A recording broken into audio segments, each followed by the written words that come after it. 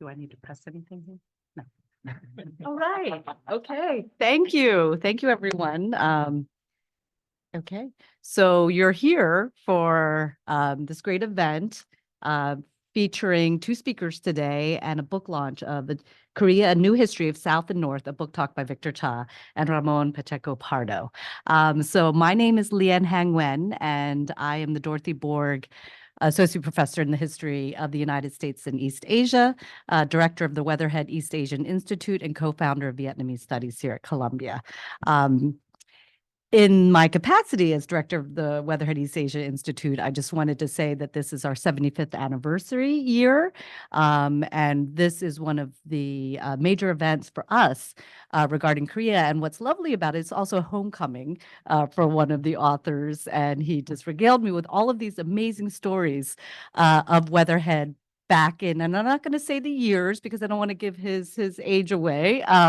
But they were clearly really the glory days of Asian studies when Victor and others were running around here on the 9th floor. But I am not the moderator of the event, so I'm going to introduce the moderator and then turn it over to him. This next to me is Professor Jonathan Corrado. Jonathan is the Director of Policy for the Korea Society. And actually, let me thank the Korea Society as our co-host for this event, as well as the Center for Korean Research here at Columbia. Professor Corrado writes and speaks about security, diplomacy, and socioeconomic change on the Korean Peninsula and the surrounding region.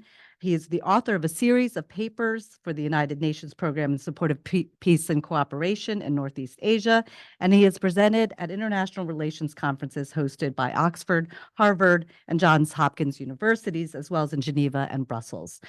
Professor Corrado previously served as a translator for Daily NK, a due diligence investigator for Steel Compliance Solutions, and an intern research analyst for the Congressional Research Service. He's a graduate of the Georgetown University Walsh School of Foreign Service. He has an MA in Asian Studies program, but most importantly, Professor Corrado teaches for us in this great course called North Korea, State, Society, Diplomacy, and Security. It's a riveting course. I just heard about it. I want to take it. And we're actually happy to announce that he will continue to teach for us. So I'm going to hand it over to you, Professor Corrado. Thank you so much, Hang. It's such a pleasure to be here. And thank you to Weatherhead East Asian Institute for hosting us for today's program. Here's the book.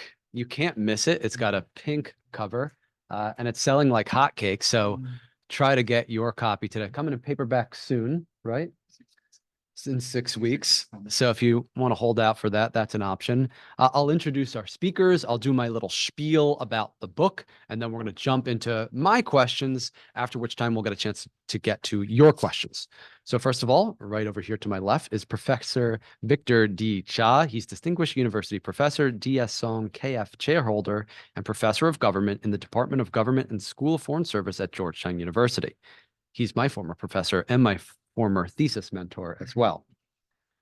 He's also Senior Vice President for Asia and Korea Chair at CSIS, the author of 7 books, and formerly served on the White House National Security Council, where he was responsible primarily for Japan, the Korean Peninsula, Australia, New Zealand, and Pacific Island nation affairs. Thank you so much for joining us, Victor, and welcome back to Columbia. Great to be here. Ramon Pacheco Pardo is Professor of International Relations, King's College London, and the KFVUB Korea Chair at the Brussels School of Governance. He's also King's Regional Envoy for East and Southeast Asia, helping to shape and implement the university's strategy for the region. He's an adjunct fellow with the Korea Chair at CSIS and a non-resident fellow with the Sejong Institute. He's also the wonderful author of a book called Shrimp to Whale, which I recommend you check out. Thank you for joining us, Ramon. Thank you. Pleasure to be here. Okay, so let me do my little spiel about the book, and hopefully I'll inspire some of you to buy it. So this is an insightful and engaging new history. It asks, how have North and South Korea diverged so sharply in this relatively, historically speaking, brief period of time? The authors are renowned experts with decades of policy, academic, and personal experience working on the peninsula. They've sprinkled the text with insights from their firsthand experiences. Victor and Ramon are often not just passive observers, but are indeed participants in history. We are flies on the wall for a number of interesting and revealing vignettes that bring us face to face with North and South Korean officials and cultural events. It's rich in detail, packed with illuminating narratives, and it's enjoyable to read. So if you're looking for a book on Korean history, this is the one. It'll certainly make it to my syllabus for next semester. Cha and Pardo write that Korea's modern history has been an odyssey driven by inexorable forces of geography, power, and resilience. Befitting a country whose destiny has turned equally by internal will and external relationships, the book provides a balance of inside and outside perspectives. At the same time, I really love how this book center stages Koreans in their own history. All too often, Koreans themselves are portrayed as reactionary and victimized. Although it's true that outside forces have cruelly intervened in Korea, there's also lots of little-known stories that put Korea in the driver's seat of their own history and destiny by cleverly playing great power politics, and those stories are on display here. This book does not simply tell a story, although it does that. It also provides the readers with analytical interpretations to understand systemic reasons behind the big turns in Korean history. Why do certain themes pop up over and over again? This book tells you why, and I'm hoping our conversation today will hint at these forces. Finally, I think one reason the presentation of this book is so effective is because the history of one Korea makes a whole lot of sense in the context of the history of the other Korea.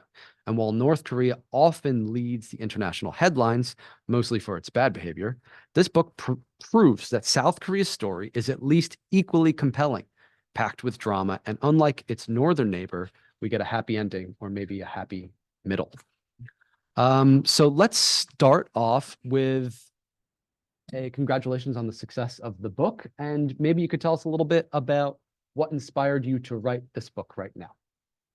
Sure, we're happy to. So Jonathan, first, thank you very much for, thank you very much for moderating this talk. Thank you to Professor Nguyen for having us here at Columbia, the East Asia Institute, and congratulations on the creation of the new program in Vietnamese.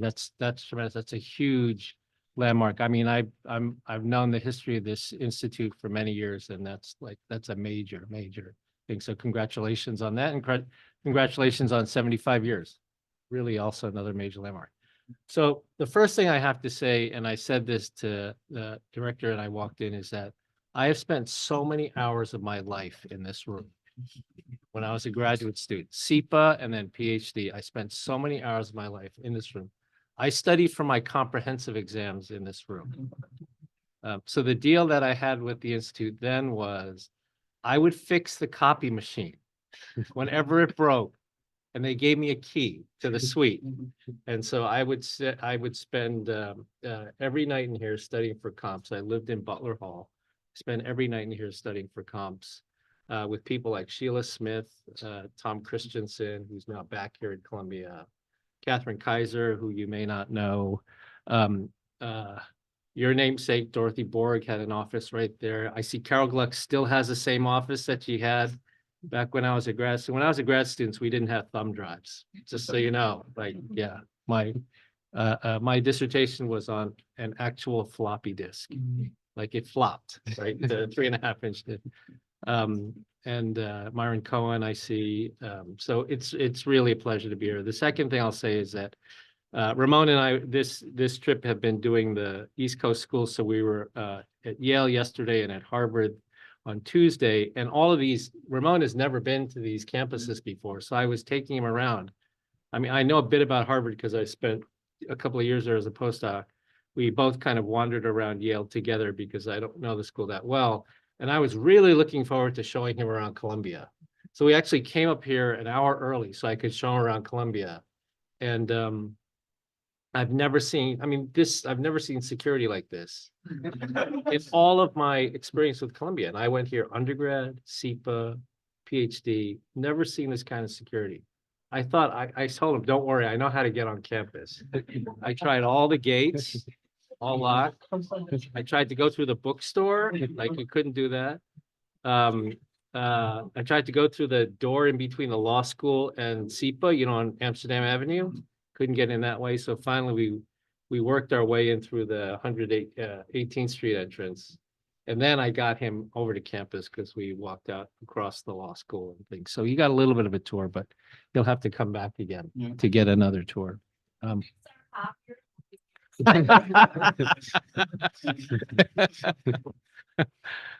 in terms of the book, so, both Ramon and I teach on Korea, and, we assign articles, but you always want to assign sort of one book that gives the broad history of Korea, particularly for people who don't have a lot of background on Korea. And for many years, there was one book that I would always assign, and it was a terrific book by Donald Oberdorfer, the former late Washington Post correspondent, called The Two Koreas. Terrific book, really great book, but it's 25 years out of date. Right? There's no mention of Kim Jong-un in the book. There's no mention of BTS or Blackpink in the book. So we thought we should write something, right? And so we decided to team up and do it together. Neither of us had the time, but we thought it was important to do it. And so that was the Yale University Press approached us about the idea. And we said we would do it. As you said, Jonathan, at least for me personally, the response to the book has been unlike anything I would have imagined. It's great to team up with a European author for a number of reasons, but one of which is we get to go to Europe a lot. So we were in London, Paris, Madrid, Berlin, and Brussels. And I was personally completely floored by the response there, because every place we spoke, it was, and we didn't speak at universities, we were speaking to general audiences, was completely sold out. Completely sold out. And the main reason has to do with Korean culture. The main reason. We would ask a room like this, how many people are here for North Korean nuclear weapons, right?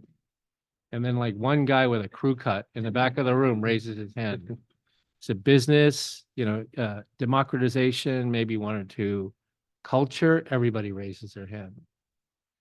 So I think in many of the places we spoke, half of the people had no idea who we were. But they were coming just because they were introduced to Korea through culture, music, drama, movies, and they want to learn more, right? And so, this book was meant to sort of try to reach that audience. So we've been very happy with the response in Europe. It's already been being published in several Portuguese, Hungarian, Polish, Turkish, Romanian, Bulgarian. I mean, this is sort of the interest in, this is all because of K culture, right? So we hope this book will give them more. We talk about K culture in there, but we hope it'll give them more about the history of Korea from the late 19th century to today. Ramon, over to you. What was your sort of inspiration here?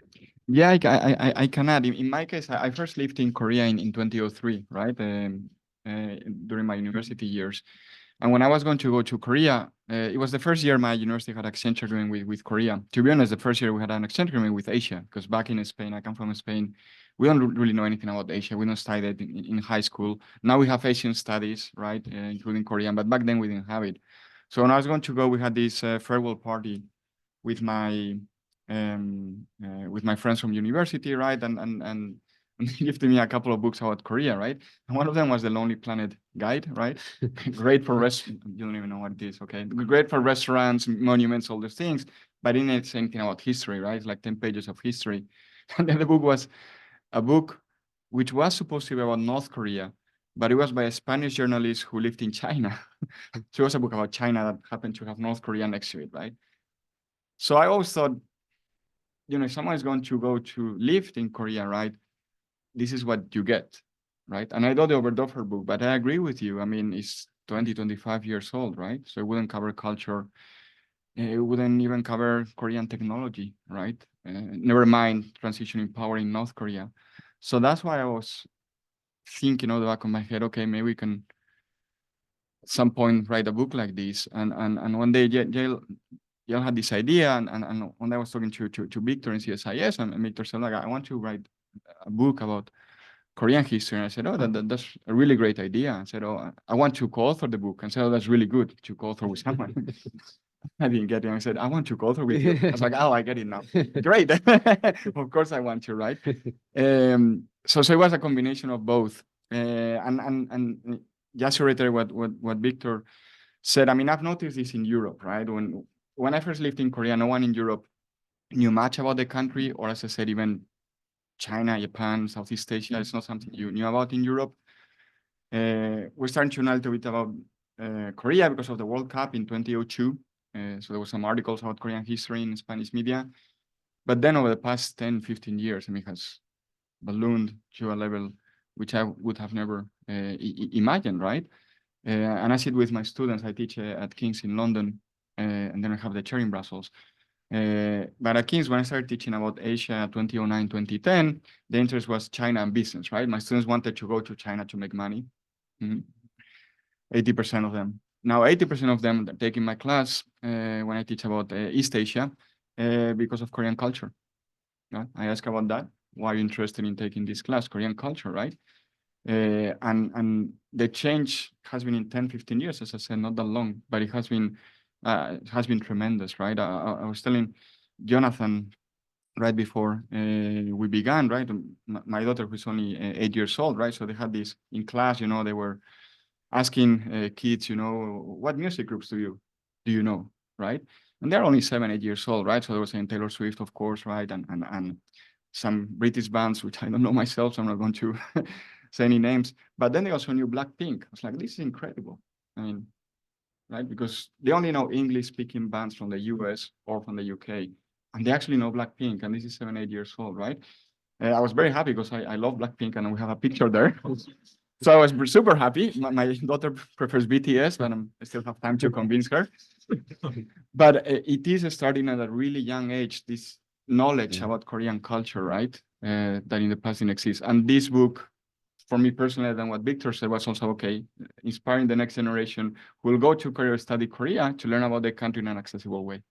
Thanks so much. And I totally agree that culture can be the sharp tip of the spear to get people to learn more about the country. So just one anecdote is that the Korea Society gave the Van Fleet Award, it's big fundraising award, to BTS a couple of years ago. So of course we got like a gajillion new followers on Twitter. And I thought, okay, these are going to be sunny day fans, here today, gone tomorrow, here just to watch BTS get this award, and then they're going to, you know, go back to whatever it is they do. They stuck around. They continued to comment on our videos, engage with us. They are still with us. And that's a theme that I noticed, that it doesn't have to just end at the culture. It can keep going. Okay, so let's dive into the history here. And one of the common tropes is that Korea's opening was foisted upon it by outside powers. But this book discusses a little bit more nuance there, that there was an internal debate within Korea itself, and interestingly, a very class-oriented debate between the nobility and the commoners about whether or not Korea should open up, follow with the example of Japan and the Meiji Restoration, or follow more like China's example. So hoping if you could talk to us a little bit about that part. Sure. I have a BTS story, but I'll save it since we don't have time. But it was a big mistake on my part. I can tell that story later. But and the one other thing I'll say is that what I love about this room is that you haven't changed the color of it in like 40 years. The artwork is new and the map is gone. Do you remember? Did you know the map? Okay. Okay. All right. So I let me just tell the story. It's East Asia Institute Folklore. So we had a map on this wall of the world, but Jim Morley could not find a map he could not find all, you know, maps. They have like the United States at the center of the map, right? And then it's, you know, you have the two. So what he did was he cut the map and moved it so that Asia was in the center. Asia was in the center. It's the only map that I've ever seen with Asia in the center. And they put it on the wall there. And it was up there for like 50 years or something. So, okay, on the question of so we start the book in the late 19th century with the 1876 Kanghwa Treaty, right, which was the treaty between Korea and Japan that was the first step in Japan's designs to open Korea. But it was a time when balance of power politics were swirling around the region, right? Korea's geographic position, as we talk about in the book, was in many ways its geostrategic destiny, right? Because as a country, relatively smaller country that was both a continental and maritime power, right? It was continental because it was a peninsula attached to mainland Asia, and it was maritime because it jutted out into the water. That caused it to engage the geostrategic interests of all the major powers. So Russia, obviously, China, across the sea to Japan, and then later on the United States. And the United States was pretty ambivalent, as you know. In the late 19th century, had one specific goal, which was to gain control of the Philippines, and was willing to, sacrifice Korea for that purpose. And when we start there, people ask, like, where you could have started anywhere. Why'd you start there? Because it was important for one of the themes of the book, which is that in many ways, Korea's fate has been determined by external forces, right? And we see this, in the late 19th century, we see it with the occupation by Japan. We see it with liberation and division, right, by the United States and the Soviet Union. It's a very common theme. And in particular, in this period, the additional part of the thematic argument was Korea's fate is often shaped by external forces and external powers, particularly when it's internally weak, right? When it's internally weak and stressed, then it's very much determined by external powers. And to get to your question, at this particular time, Korea was internally weak, right? The Yi dynasty, Joseon dynasty was coming apart, corruption, all sorts of issues. And at the same time, there was this very vigorous debate between groups about whether Korea should modernize, follow the forces of modernization and westernization, or whether it should remain sort of Confucian traditionalist that still cherry-picked what was important in terms of modernization. So this confluence of forces put Korea in a very internally weak position, just as these geostrategic forces were taking place. So we see over a period of 5, 10 years, 2 major wars, right, between China, Japan, Russia, and Japan.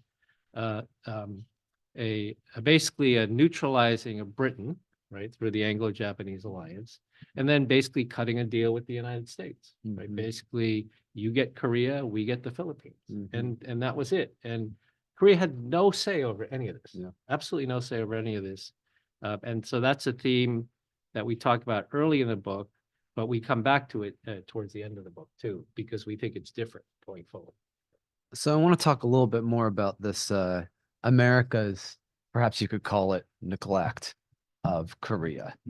Tafkatsura, but also the pullout of troops and division trusteeship, where we didn't consult with the KPG. We didn't do any of the kinds of things that could have helped shape Korea's future in a way that was more in tune with the needs of its own people.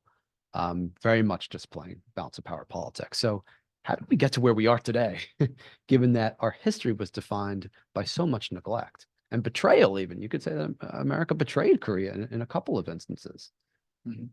Well, all right, let me get so so why did that change? I mean, I think the main reason it changed was because of the Cold War, the Korean War and the Cold War.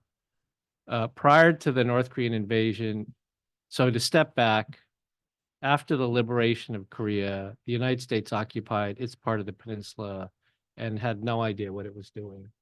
It was not prepared to occupy the southern half of Korea. It was largely precipitated by Stalin's late entry into the Pacific War and his move into the northern part of the Korean peninsula after the Japanese surrendered.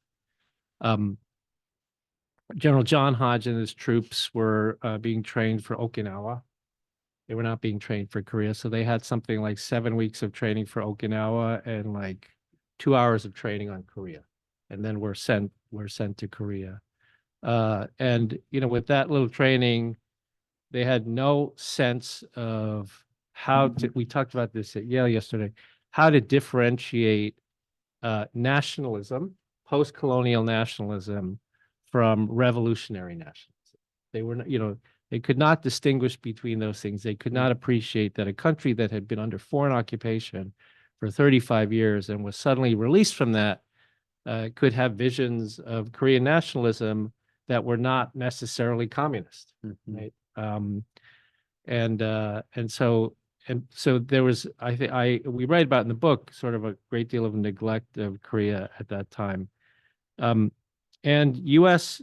policy prior to the invasion in June of 1950 was encapsulated in a document in December of 1949, an NSC document in December of 1949, which basically said that the United States would pull out of Korea, pull out of Formosa, and form a maritime perimeter to prevent power projection by the Soviet Union into the Pacific with Japan, Australia, New Zealand, the Philippines, and maybe Indonesia, right? That was the game plan.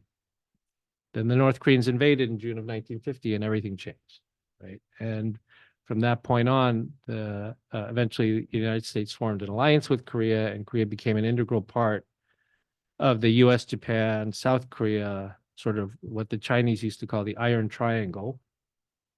I mean, it became, a critical part of the bulwark against communism in the region. I wrote about these parts of the book, and to Ramon's credit, he alerted me to how my reading of Korean history was very US centric. But he did it in a very polite way, because he said, particularly in the post-45 to 1950 period, I wrote all about John Hodge and the failures of the US military occupation. And he wrote back to me and said, this is great, but maybe we should say a little bit about Korean society and what it was like after Japan left. And I was like, yeah, you're probably right. You should do that. So it was great having being able to co-author with someone like Ramon, who is, again, really privileged. He is, to me, the leading scholar in Europe on Korea today, right? Without that, he's the only Korea chair in all of Europe. We have 5 of them in DC, right? He's the only one, and a prolific writer, and really excited to work with him. Great. So Ramon, let's get to you. So let's talk about post-war state building. We could talk about North Korea a little bit too, but especially South Korea. Park Chung-hee, you defined as South Korea's most consequential figure in the 20th century. And the key driver behind its transformation from rags to riches.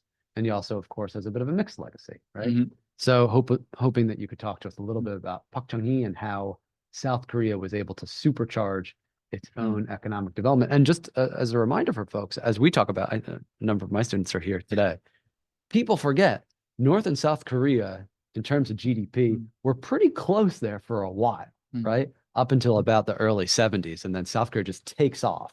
But I would say maybe the seeds were planted, right? But before that, for why the North was ultimately unable to really catalyze while the South was. So over to you for more of the story. So we talk about the importance of politics, right? And how politics shape outcomes. And Victor's put it this way in a few of the talks we have had, right? That if we're going to treat Korea as a social experiment, we don't do it in the book, but if you were going to do so, right? Korea would be the perfect example of the power of politics, right? Because you had the same people in the South and the North, as you said, after the Korean War, more or less same level of GDP, right? 2 countries were devastated really after the war, but the same people. And what led to these different outcomes really was the leadership of the country. Of course, the people matter, and we talked about it, right? But the leadership of the country, because both of them were authoritarian, right? From the 1950s all the way until the 80s in the case of the South, North, of course, until today. But if you go to the 1950s, everybody thought that North Korea would do better, right? They have more natural resources. They had the support of the Soviet Union and China. As well, there's a famous report from the World Bank, 1950-1960, about South Korea, in which it essentially says, well, this country should give up. It's going to be an agriculture, producer, maybe some cheap goods, maybe toys, textiles, but that's it, right? And actually, we included a paragraph from the World Bank in the book, because it's basically, the World Bank experts are basically giving up on South Korea, right? And where are we today is completely different. So we explained that the importance of politics, because yes, they were authoritarian leaders, but in the case of North Korea, you had the cult of personality, right? You had a leader that didn't care about his people, even though it's a communist in theory. It's a communist regime in which you should be caring about the people and should be led by the people, right? The theory behind communism, but it didn't work out this way. In the case of the South, yes, you had an authoritarian leader, but he wanted to make his country international competitive. I think he understood, Pac, right? He understood that to remain in power and for his own legitimacy, he could not only rely on his anti-communism, but he also had to make his country as developed as possible. And he set himself, some people will call it goals, some people will call it dreams, right? That we will compete with Japan, we will compete with Europe, we will compete with the US. And in the 1960s, few would have thought that Korea could have done so. Plus the Korean people themselves saying, well, when we were able to achieve this, working very hard, right? And of course, there were internal protests. So we talk about internal protests in this period of time, but we said how they also, together with the Chebol, of course, and the leadership of the country, they work together to achieve where they are to today, right? And then when we talk about the democratization process, of course, we talk again about the importance of politics, right? Because both were very repressive, but North Korea had perfected, or was starting to perfect, or by the 80s had perfected really this really repressive system that exists until today, right? In which it is very difficult to see any sort of opposition. In the South, yes, you did have this, but South was more open, much more open, right, than the North ever was. And the people of the country were able actually to push for the democratization process, because there was the opening there, right? And eventually they were able to force the leadership of the country to agree to a democratization process. Hence why we focus so heavily on the importance of politics, right? And the importance of leadership in determining outcomes, and Korea being the perfect example of this. And this is a really fascinating period, this democratic transition period, the Nord politics. Of course, you've got, and now Victor's going to get excited, the 88 Seoul Olympics, all playing a really important part in South Korea's basically coming out party onto the world stage, and North Korea's beginning of a very grim episode in its own history. So how did they this is the moment where they really sharply diverge, right? So how did that kind of manifest? So we do talk obviously about the point that Victor made about the importance of great powers, right, in shaping outcomes in the peninsula, but also at this point in time, we're seeing the internal power in South Korea leading to where we are today, right? Because obviously in the case of the North, the collapse of the Soviet Union and subsequent change in relationship with North Korea, and the opening up of China at that point, the economic opening up of China at that point in time, and again the changing relationship with North Korea, planted the seeds of where North Korea is today, which is a poor, still authoritarian, repressive country. But we do ascribe blame, obviously, to the leadership of the country. It could have decided to take a different path, and we saw in Central Eastern Europe. Yes, of course, some countries, it was the will of the people that forced them to transition from communism to democracy. But in some other countries, the leadership realized, okay, the game is over, right? And in North Korea, you didn't see this. So a combination of, relations with great powers, but also the regime of the country not accepting what in Central Eastern Europe and other parts of the world was accepted. And in South Korea, differently. And for me, it's a very interesting period in time, because we have Seoul 88, and then we have the Olympics in Spain in 92, and it was similar. It was our coming out party, right? So for me, this period has always been very interesting, because you see very similar paths, right? The big coming out party through the Olympics for a country that has just become a democracy, in Spain a bit longer, in Korea literally just before, and how you present yourself to the rest of the world, right? And we draw a couple of interesting points. First of all, in this case, the resilience of the South Korean people, the strength of the South Korean people in leading to this leadership change. Again, the leaders of the country accepting that you need to allow people to be free, right? And they could have gone another way, but at this point in time, they did accept this. And the other point as well, this is the end of the Cold War, end of communism. Of course, it's a moment in time in which the US has, or the West, has won the Cold War, right? And I think this was helpful for Korea as well, because remember, communist countries, even before the collapse of communism, economically, they were starting to look at the South, right? Yes, China, of course, on the mid-1990s, but Hungary, the first communist country to normalize relations with South Korea, because they look, we need to improve our own economy, and the North is not going to help us with this. Yeah. The South is going to help us with this, and then all countries follow suit. So we draw the combination of these two factors. And the last point I will make about this, that we consider this very important, because going back to the point Victor made, when 80% of the people who come to our talks in Europe, they're interested in culture, this is when Koreans, South Koreans, become free to express themselves, right? In films, in songs, right? In dramas, right? And this is a start of not Hallyu, but it's a start of Korean culture starting to become what it is today. So we also talk about the importance of this. And again, the importance of leaders here, right? Because leaders accepted, okay, this is now a free society. Yeah. You cannot just simply censor like you did before 1988, 1987, 88, and people have to express themselves in the way they want, right? And this has allowed Korean culture to become what it is today. So it's a crucial period in Korean history, for sure. I want to talk a little bit about Nordpolitik. I'm not sure that everyone knows what it is. So if we could just, what is it? It was such a dazzlingly successful policy, right? These kinds of things are announced all the time. Usually they fall flat on their face. This one really worked. And what's the legacy of that? What lessons should we be extracting from Nordpolitik?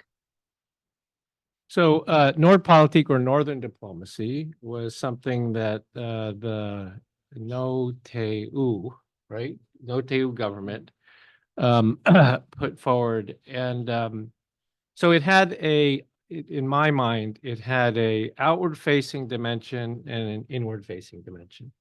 The outward-facing dimension was essentially this notion of economics without politics. It was framed as an opportunity for Korea to open markets in Eastern Europe and in other parts of the Cold War bloc without any concern about politics. That Korea could trade with countries like Hungary and Romania and others for that purpose. But once these trade relations started, so what happens when countries don't have these relationships and they start with trade relations, usually it starts through indirect trade, right, through third countries, then eventually becomes direct trade. Then you need to have travel, right, because business people need to start moving back and forth. Then you need consular services if they're traveling. So the economic and business activity starts to create demands for a relationship that goes from nothing to trade, then to consular relations, right? And then this starts to become a springboard for, should we go beyond this, right? And so the inward facing part of, I think, Nordpolitik was this idea of trying to eventually establish political relations with all these countries that were allies or partners of North Korea. Right. So the inward facing part of it was that it was sort of like the wolf in sheep's clothing, right? The idea was this is outwardly a trade-based policy, but inwardly it's actually a policy designed to isolate North Korea. And of course, the ultimate victory in that was in 1990, the normalization of relations with the Soviet Union, and then in 1992, the normalization of relations with China, right? The legacy of it, of course, was that this effectively ended the Cold War for South Korea in East Asia, because South Korea now had diplomatic relations with China and the Soviet Union. The legacy for North Korea was much more long-lasting, because you could argue that Nordpolitik was one of the precipitating factors that led to the famine in North Korea in the mid-1990s. And the reason that's the case is that after South Korea normalized relations with the Soviet Union in 1990, the Soviet Union stopped providing subsidized trade and particularly energy to North Korea. The 1990 normalization contained a $3 billion loan agreement that South Korea would lend $3 billion to the Soviet Union. And this was the fulfillment of the Soviet desire to try to benefit from the economic boom in East Asia, right? Russia has always been this country that is European and Asian, and Gorbachev and others believe that the Soviet Union needed to be more plugged into the economic activity in East Asia, right? So this was a realization of that particular goal.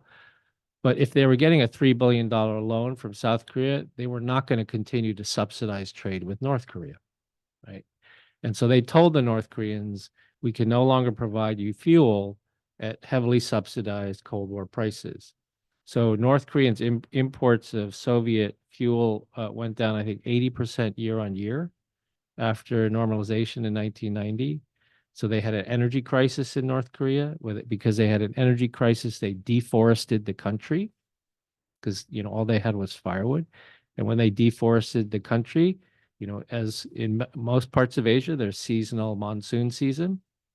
And so that's when they started getting floods, right? These massive floods, which then ruined the crops and in part led to the famine. So there are long legacies of Nordpolitik or Northern diplomacy on both sides in terms of South Korea's economic success and the relationship with the political relationship with Eastern European, Soviet, and then China, but also very important legacies, destructive legacies in North Korea. That's a great explanation of the flooding. So, because normally North Korea's case is that when IMF came to visit North Korea briefly in '97 to see maybe we could do something here to bring you out of this crisis. And North Korea blamed natural disasters for the famine. That it had nothing to do with us. But this kind of explanation puts squarely, it was a policy decision, right? To use forestry as firewood and the consequence of these larger geostrategic cause and effect. So that's a great way to look at it. I want to keep going with this thread. Ramon, over you. Talk about gender roles transforming in the 2000s, because this is such an interesting topic and something that we really address it in my class. And this is so interesting how in North Korea in the early 2000s, late 1990s, women emerged on the scene, and I'll let you explain exactly how. And some different kind of transitions in South Korea were occurring at the same time. So over to you to kind of fill that story out a little bit. Yeah, so we talk about the marketization of the North Korean economy, right, in the late 1990s and the emergence of the Changmadam. And we do explain, right, that as Victor was saying, we had the floodings, we have a huge economic crisis, and North Koreans, well, like anybody else, really, they have to survive, right? And this is the way they found to survive. Like, let's create our own economy, really, outside of the state system, because the state system is not providing. It's not providing anymore, right? I mean, we do explain that the state system not providing goes back to the 1980s, 70s, but here really there was no food at all to be distributed, right? And people start to cross over to China, right? To bring goods that they could sell in the markets, and there was this marketization of the North Korean economy at a lower level, but because men were supposed to still go to the factory to work or wherever they were employed, right? To non-existent jobs, really, right? It was women who had to be, for the most part, in markets, who could afford actually to be in the markets. And this is human ingenuity, right? One point we make in the book as well is that you have to differentiate between the North Korean regime and the North Korean people, right? So you shouldn't conflate both of them, right? In this case, it's the North Korean people showing the regime, right, that there could have been a different future, which didn't take hold in the end, right? And we explain this, obviously, how this changed the role of women within society, because in many cases they become the main breadwinners, as men are forced to go into factories, as I said, or wherever they were supposed to be employed. And obviously there's the long military service for men in Korea back at that point in time, not in North Korea, not for women, right? So they're the ones who can afford to be there, right? And that's when we focus on the North Korean side. On the South Korean side, and that's when I was living in the South for the first time, right? In the early 2000s. I mean, you could see this in campuses, right? Something that we purposely do on the book, right? Is because sometimes you have this discussion about feminism in Korea as if it's something that started with the Me Too movement, right? Like, oh, 5 years ago, suddenly Korean women. No, I mean, it goes back all the way to the 70s. It was all the way to the 80s. We put this in the book, right? So we talk, for example, about the women's movement in the democratization of South Korea, right? Along with other movements, labor movement, et cetera, et cetera. But in the 2000s, this change in thinking had already started before them. By 2000s, it becomes more pronounced in the South, following, among others, the Asian financial crisis. You see emergence of a generation that is having all sorts of jobs, right? Which is important because, as you know, until the 80s, 90s, if you were a woman in Korea, you were expected to have certain jobs and to quit your job essentially when you had kids, right? And in the 2000s, many women start to say, well, this is not for me, right? I want a different career path, and I want a different type of life, right? Not simply being at home. And we explain how this goes all the way until today. So not to say that this is new, that this is something that, as I said, started 5 years ago. I mean, I remember I put this in the book, right? In 2003, when I was at university in Korea, I was in Uede, Hangugo, right? In Imundong, right? Imun Idong, as they say, right? Imundong. So I was there. And we had this discussion with my female and male friends, right? Many women, many female university students who were my friends, you know, talking to them, they were saying, well, I'll have my job, but I'm not going to quit my job simply when I get married or I have a kid, right? So there was a very lively discussion that on purpose we put in the book to show, look, this is something that has been going for a long period of time and explains where we are today. We also make the point that it wasn't only women, right? And men also changed their mentality as well. One point we make is that all countries have generational gaps, all countries, right? But in Korea, it's really pronounced. And we put this figure from the Pew Research Institute, right?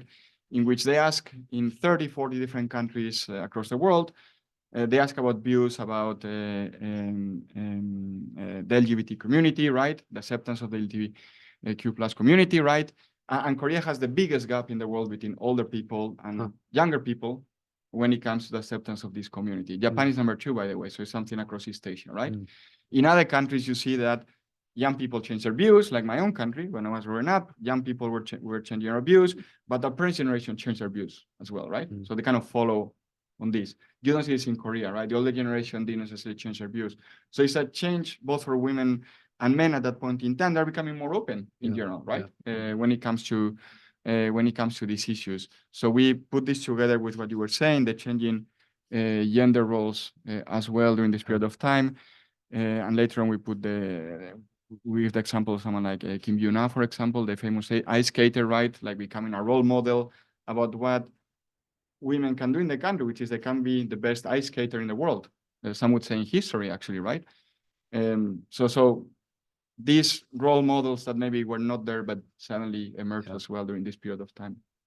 And of course, some of these issues that were inducing women in South Korea at the time to rethink whether they wanted to have a family have manifested right now in the lowest fertility rate in the world in South Korea. And this is an existential problem.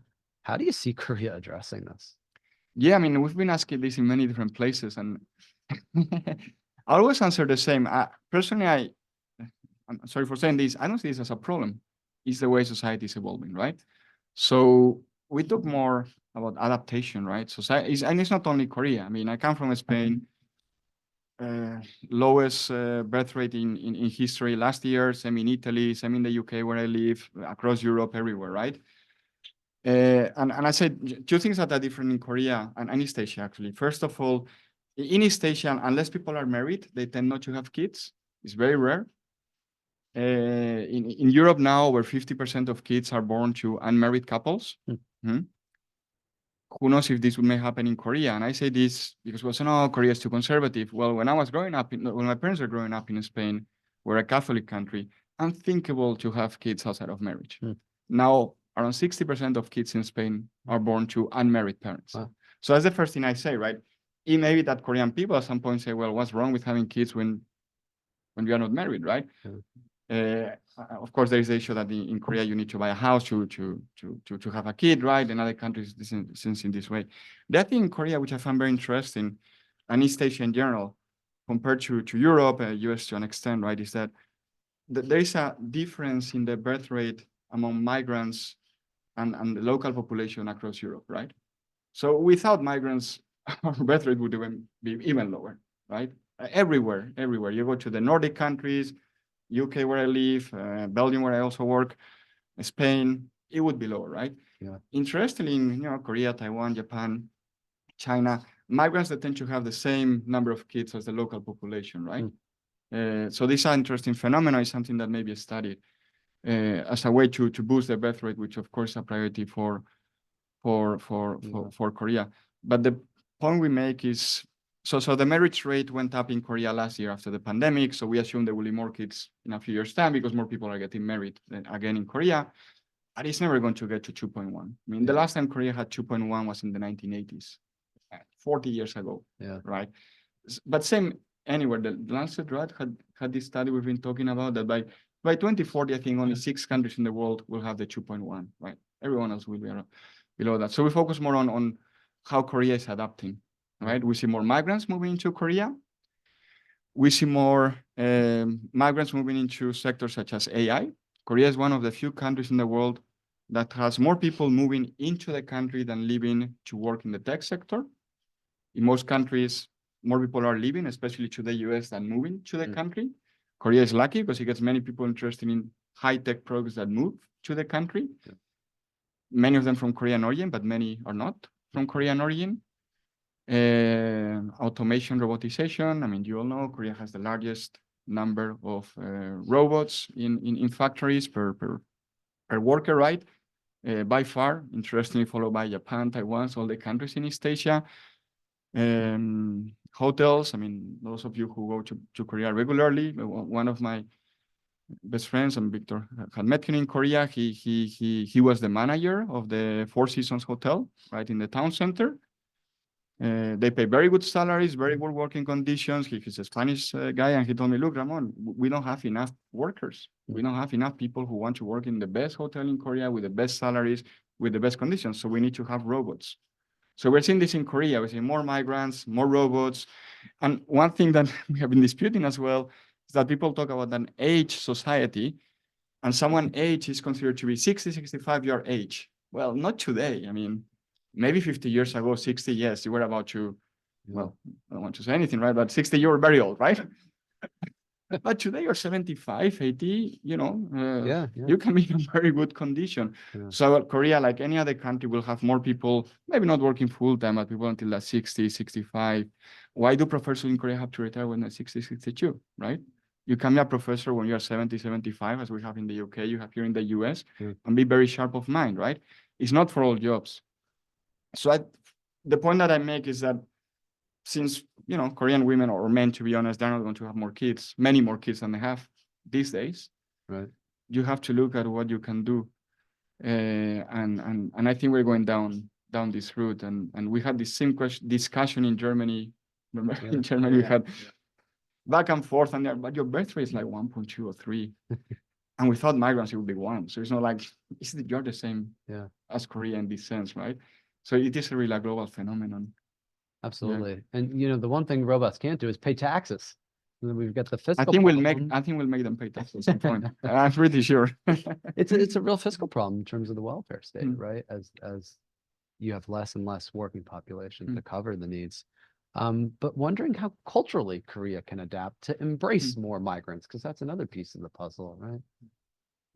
You want to take it? Yeah, sure. Yeah, I love these questions. That's why I answer them. I mean, it has been adapting, right? I mean, if you look at when I lived in Korea first time, 2003, percentage of migrants was under 1%, right? And outside of Seoul, yes, there was migration, but it was minimal, right? Now we're about 3-4%. So yeah, not massive by the standards of the US or Europe, but a big change, right? And we're talking about migrants. So these are people who have foreign nationality, but as you know, now Korea, people live of Korea origin, it's not difficult to get a Korean passport because they want to move to the country. So we consider the people who may be Korean American or Uzbekistani, Kazakhstani, Korean, right? Who can actually get a passport easily. So, you know, it's a higher share of migrants in the country. We thought migrants, Korea would be where Japan is today, where the drop in population is going like this. In the case of Korea, the past 2 years, it's going like this, right?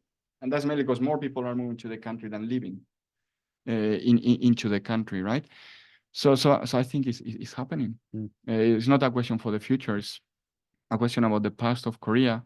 Because going back to the 2000s, that's when Korean government said, okay, look, And the better rate back then was 2.2, 2.3. They were already saying, okay, we're not going to get to 2.1. Very realistic view. So we need more people to move into the country, right? And we discussed this, you know, the people who moved to Korea to get married. Now, over 10% of marriages in Korea are with a foreigner, right? So that's already a change in the society of the country. And again, very interesting, if you look at young people in Korea, when they are poll about this, they really have no problem, right? Yeah. For them, it's like, you know, if you contribute to society, then you're welcome, right? If you don't, that's another issue, as we see in every country, right? When migrants are blamed for many ills, right? But young people in Korea, like, you know, as long as you're working here in the country, what's the issue here, right? No problem. And we do talk about this, the changing nationalism in Korea from ethnicity to what is called civic nationalism, which is more like, well, you're part of the country, of the society, that's perfectly fine. And this goes back to the 1990s. It's not new in the case of Korea. Yes, obviously there are always discussions about how to make life easier for them, which I find interesting because in Europe we don't think in these terms, right? Making life easier for migrants is like we're multicultural, right? So you can have your own type of culture. In Korea, it's more about, you know, how do we make life easier for you and you integrate here? Because obviously learning Korean is not as easy as learning English or French or Spanish for most people across the world. So as I said, for me, the debate is not new. It's something that has been happening. I mean, my old daughter, as I said, she's half Korean. She goes to Korea and it's like nobody cares that she's half Korean, to be honest, right? Yeah, and 20 years ago to have been, half Korean, interesting, right? And, you know, maybe even take pictures, stuff like that, like used to happen in Korea, especially outside of Seoul, right? And Busan and the big cities. That doesn't happen anymore. People have gotten used to it. So yes, there will always some problems, but we shouldn't exaggerate the problems because the transition, in my view, has happened in Korea. And our friend Robert Kelly, a BBC dad, has helped play a role in shaping perceptions about what a Korean family can look like, right? Because immediately people's reaction to that was, oh, and then the maid came in and helped get the children. Exactly. That was his wife, not the maid, right? So that was their gut that was instinct. an issue, yeah. And he was very gracious about it, I have to say, because others would have gotten angry about how he was treated. And he turned it into a teaching moment, like a true professor would. Okay, so last question, then I'm going to get to audience questions, and that is on unification, because this book has a very thorough investigation into the different schools of thought in unification, how they've evolved over time, and unification from lots of different perspectives, in a nuanced way that we don't often see. So hopeful that you could talk a little bit about that. And of course, the latest update is that North Korea has abandoned the goal of unification. So where does that leave us today? Yeah, sure. So first on the demographic question, we were in Berlin and getting ready for our talk, and we were thinking like, wow, they're good. We're going to get a lot of questions on unification, right? It's Germany, right? So we're going to, and then he got into this long thing about demography with these two people in the audience, because they're freaking about Korea falling below replacement. And Ramon was like, no, this is happening all over the world. Korea is not unusual in this respect. So anyway, so we finished the book talking about we spent two chapters talking about unification, because I think it's very difficult to write about Korea, a history of Korea as you look to the future, without finishing with some discussion of unification. And so we talk about the different narratives and the different discourses on unification.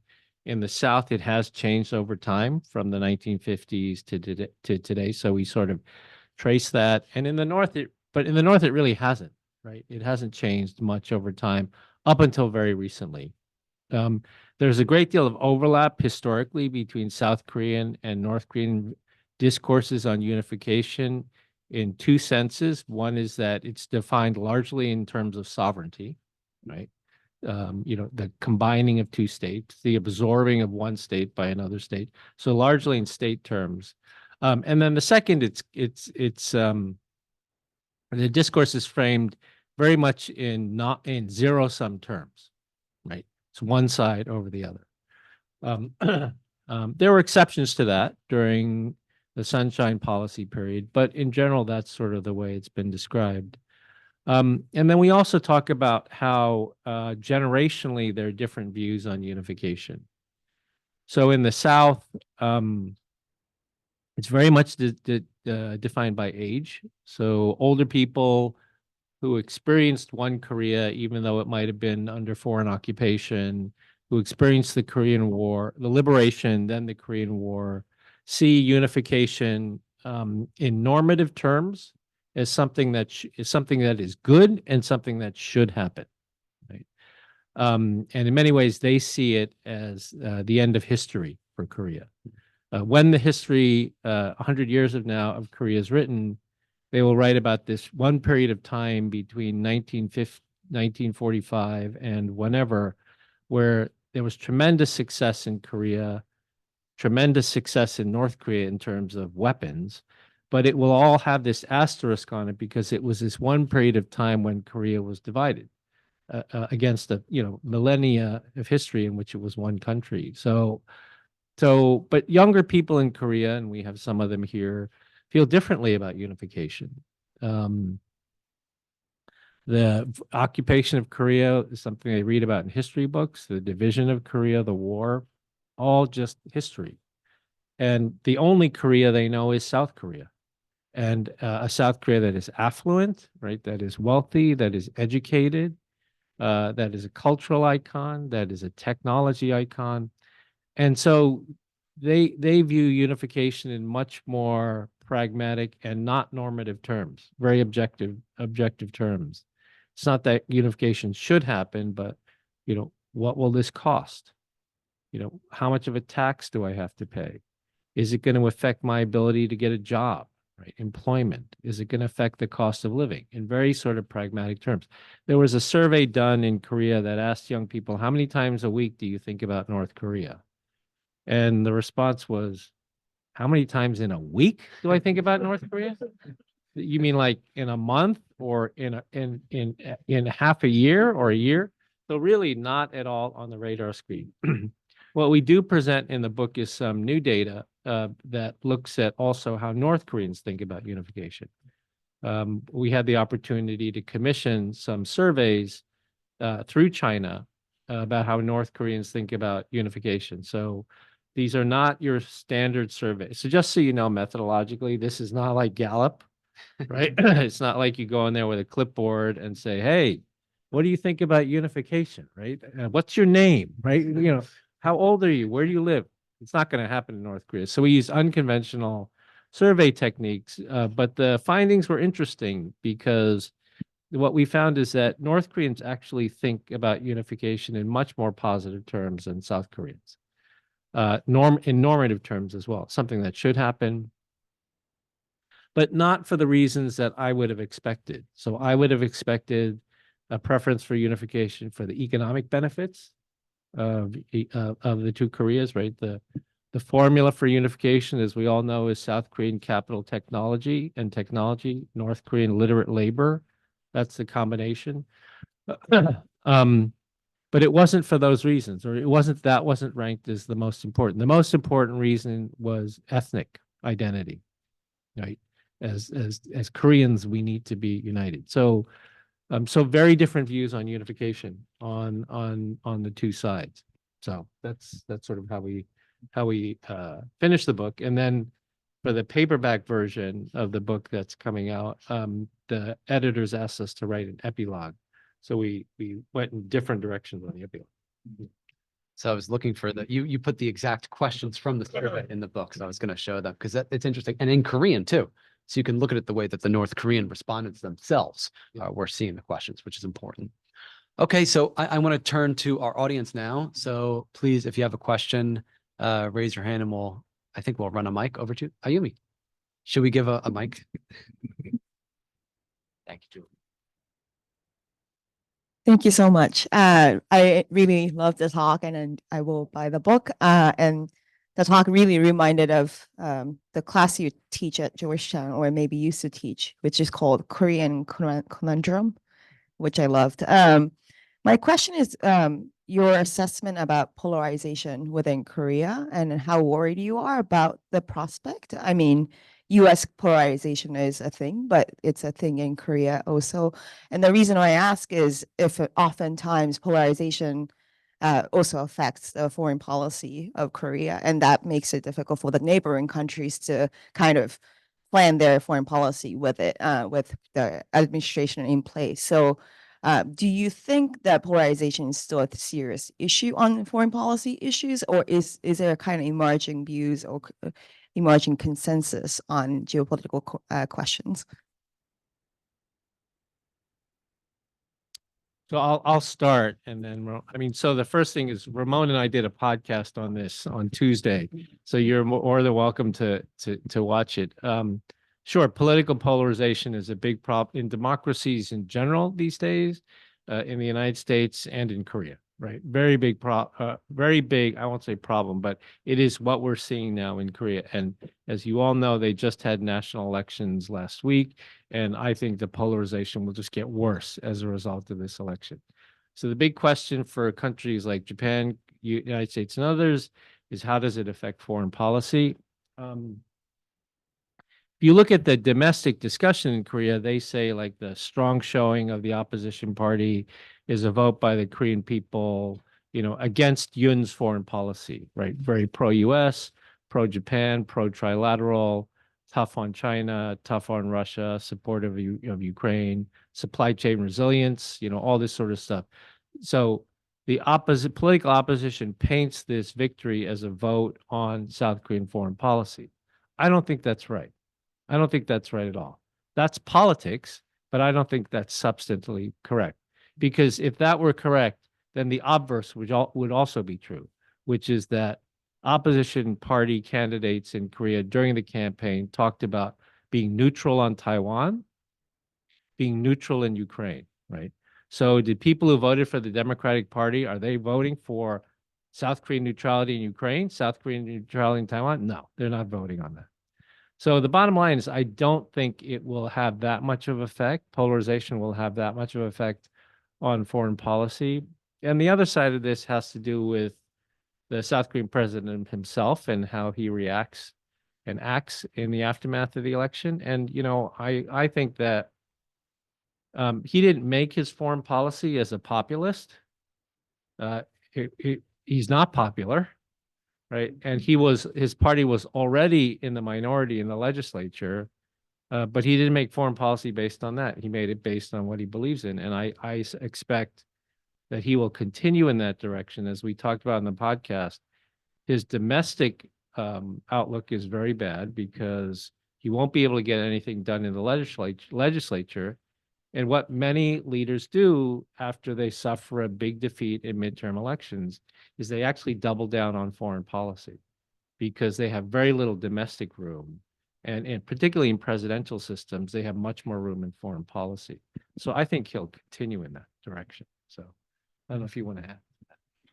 Yeah, no, I agree. And we discussed in the podcast. I mean, the only point that I would add is that, polarization is universal, right? But I've always thought that in Korea, when it comes to the big issues, I think there's a lot of shouting because there's so little difference between liberal and Democrats. So economic policy, innovation policy, you don't see big calls for changes. Even when it comes to societal issues, I mean, since I'm not American, I can't talk about this really, but here we're talking about something as essential as abortion. Essential. I mean, do you see any party in Korea saying, oh, let's roll back abortion? Any mainstream party? You don't see that, right? In the UK and Spain, you have political parties that want certain regions to become independent, right? To leave the country. I mean, for me, that's existential, right? And I always felt that about Korea, yes, there are big debates, as there should be in a democracy. But when it comes to the existential questions, I don't see the big debate. I found very interesting in the last presidential campaign that neither you nor Lee Jae-myung talked about chaebol reform, which is something that, in every single Korean election, liberals can say, oh, we're going to reform the chaebol. We're going to change the economy. In the last election, it was after the pandemic. They didn't even bother to mention that. I guess they acknowledge we're not going to do it. So I lied to the voters, right? And yes, so I do think there is polarization, but in the grand scheme of things, I see other countries more polarized, to be completely honest. And the wave of populism that you see we have in Europe or that you see in Latin America, you don't have it in Korea, actually. I know people say, oh, Jun is a bit of a populist. By European standards, Latin American standards, Trump standards, is he a populist? I don't think so, right? So for me, it's more about center left, center right in the case of Korea, or some would say center right and center, right? Some people say the liberals in Korea would be our center, right? In Europe. And then they have the center, right? But foreign policy, I won't add anything. I agree with Victor, and we have the podcast, so we discuss this in detail. Yeah, it's 40 minutes of this, so you can listen to it. Yeah, thank you so much, professors, for this incredibly comprehensive and perceptive talk. My question was kind of revisiting the theme of identity and reunification. And when you say that the younger generation is definitely a little more pragmatic, I completely feel that as a Korean abroad, especially in Colombia even, I meet other fellow Korean students who introduce themselves as South Korean, which, you know, brings up a big question mark in my head. I'm like, what do you mean you're South Korean? We're all Korean, right? But my question then would be, do you firstly see do you think there's a necessity for the younger generation to have this re-inspiration of rethinking reunification beyond pragmatic terms? Should we seek to bring kind of this older generation's dream of reunifying a single ethnic country? Firstly, so yeah, is that necessary? And secondly, do you think it's possible for Korean younger generations to feel that way? Sorry. Well, I certainly think it's possible. The question of whether it should or should not may be rendered irrelevant by the fact that, you know, North Korea could collapse tomorrow, and then you don't have a choice, right? We don't know, of course. I mean, Jonathan has heard me say this in class, like, you know, unification could happen tomorrow and you wouldn't be surprised. We could be here 30 years from now and unification has not happened and we would still not be surprised, right? That's how wide the range of probability is on this issue. My own personal view is that, you know, a country like North Korea, the way it is politically set up, economically set up, is just such an anachronism in the 21st century that it's inevitable that it cannot continue in that way, right? As much as China would like it or others, it cannot continue that way. So what does that mean for younger generations? I mean, I think younger generations have to at least entertain the possibility that unification could happen in their lifetime, right? And it's up to each individual how they want to think about that or do something about that. I think you know, politically for governments in Korea, they have dealt with this in different ways, right? Progressive governments generally have tried not to bring up the issue of unification for reasons. They have their reasons, but you know, they have their reasons related to ideology. But personally, I think that's a disservice to the public because it is not preparing the public for if unification happens.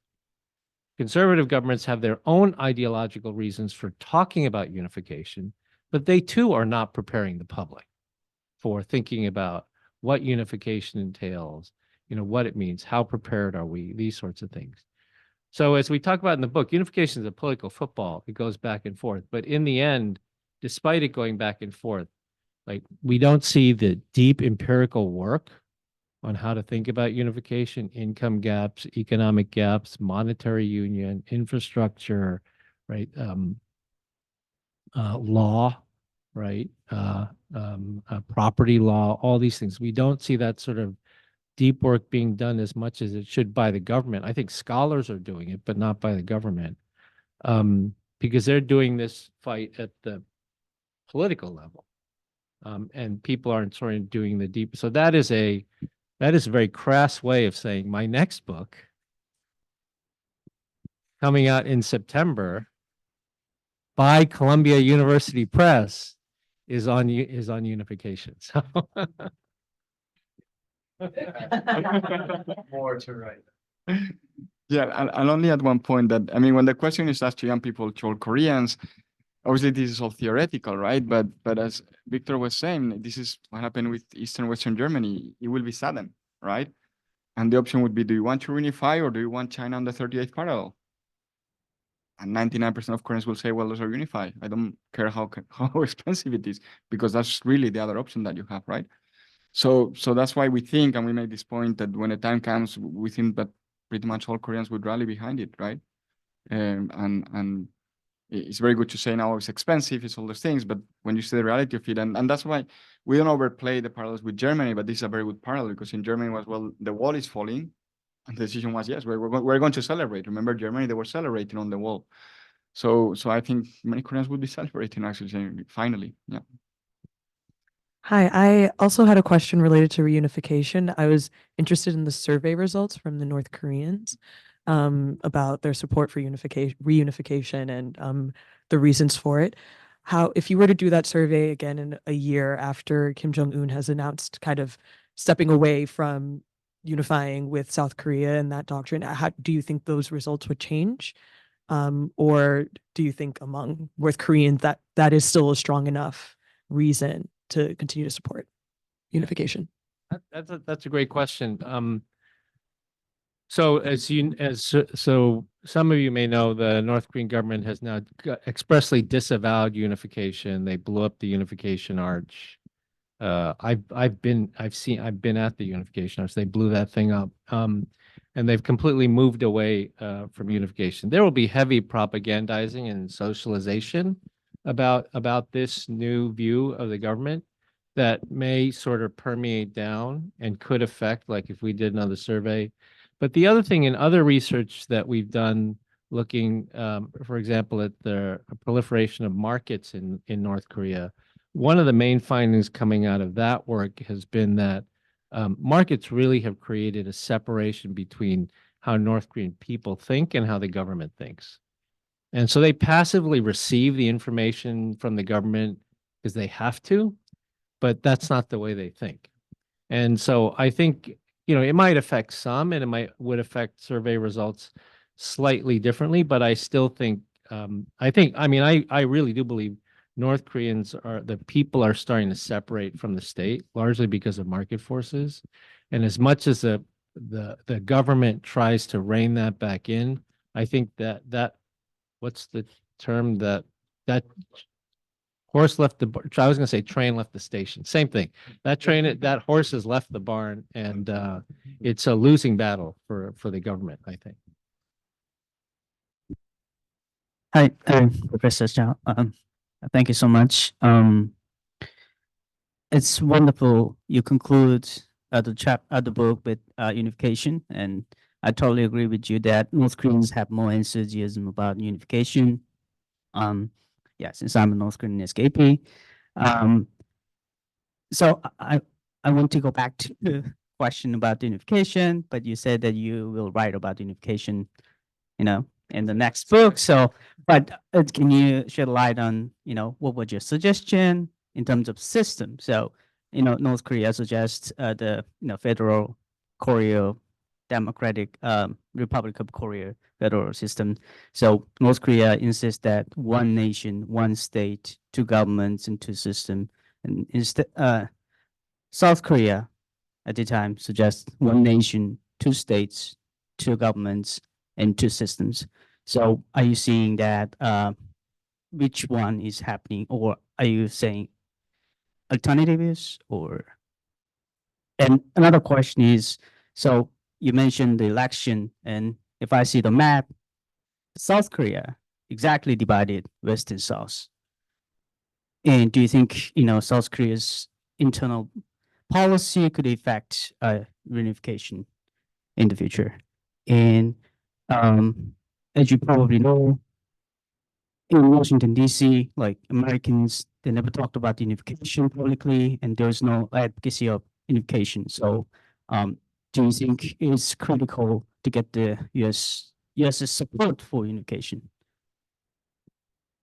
Okay, thanks for the question. So, I mean, in terms of U.S. support, I think it's there. I mean, you know, official U.S. policy is United States supports a Korea that's whole and free, right? And whole and free basically means, you know, whole means a whole Korea, and free means, you know, a market democracy. So I think the U.S. position is very clear. And by the way, I think that the United States isn't the only country that feels that way. I believe Japan feels that way too.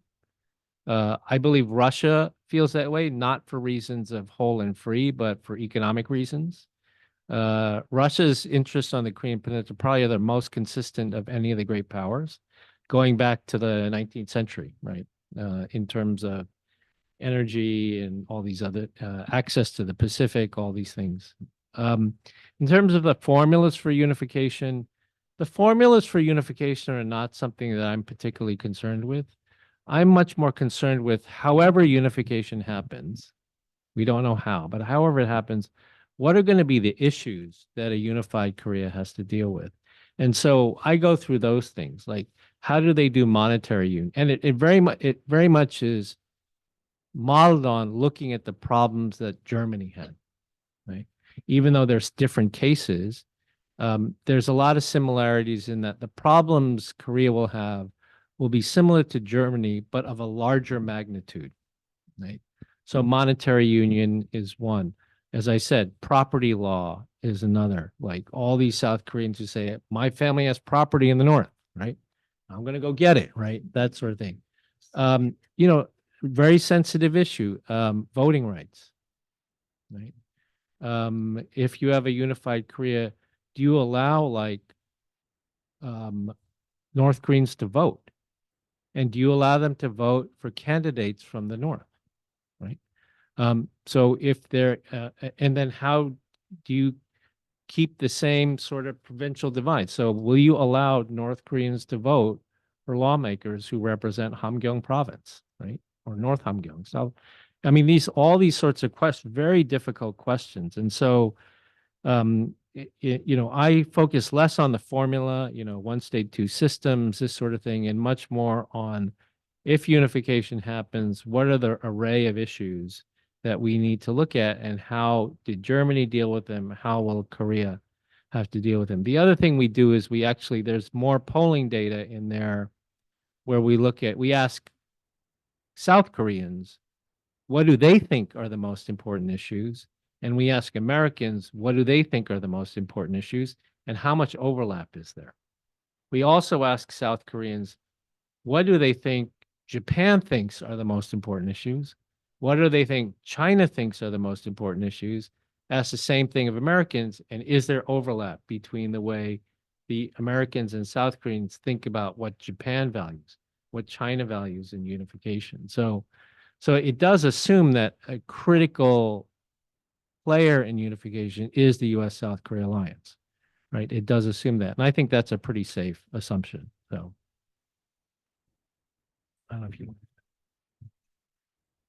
Maybe just one more. Pressure. Hi, thank you so much for being here. I can't wait to read the paperback version and see the epilogue.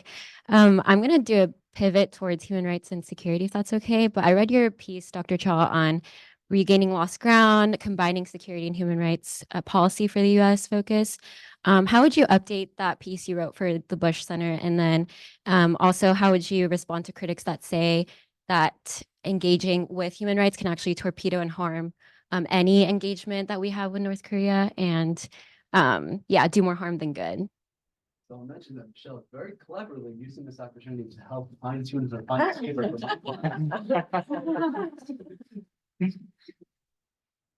So I mean, time is short, but what I would say, and it's not just something I say, I actually believe this, because as you know, I used to negotiate these issues with North Korea for the White House, and you know, I was part of that sort of conventional thinking in the U.S. government, the State Department, that is, our priority is denuclearization. Yes, there are people suffering in North Korea, but our priority is denuclearization. And if we talk about human rights with North Korea, they're going to get really upset, and they're not going to want to talk to us about denuclearization, right? I was part of that, right? But I don't think that's right.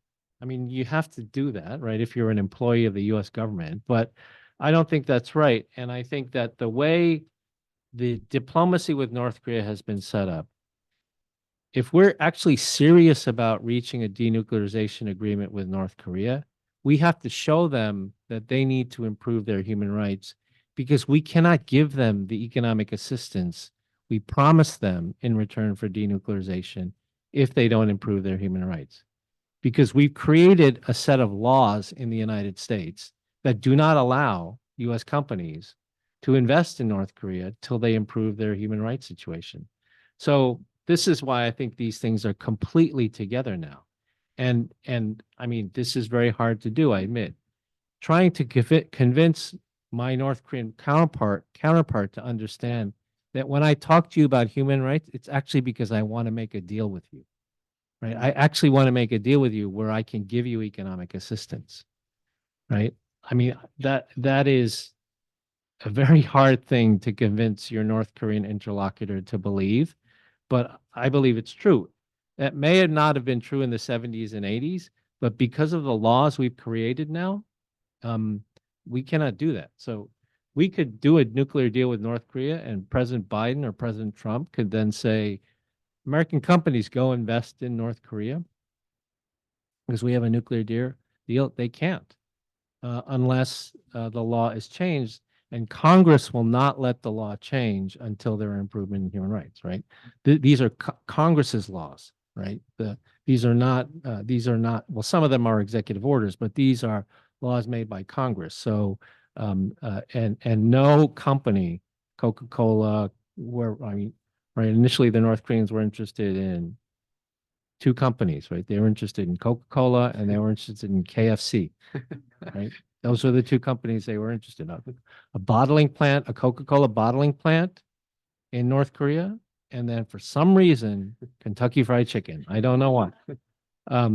Maybe Somek, right? I mean, maybe Chimek, right? And it's Maybe because huge of in Chimek. China. Yeah, KFC is so Chimek, popular. right?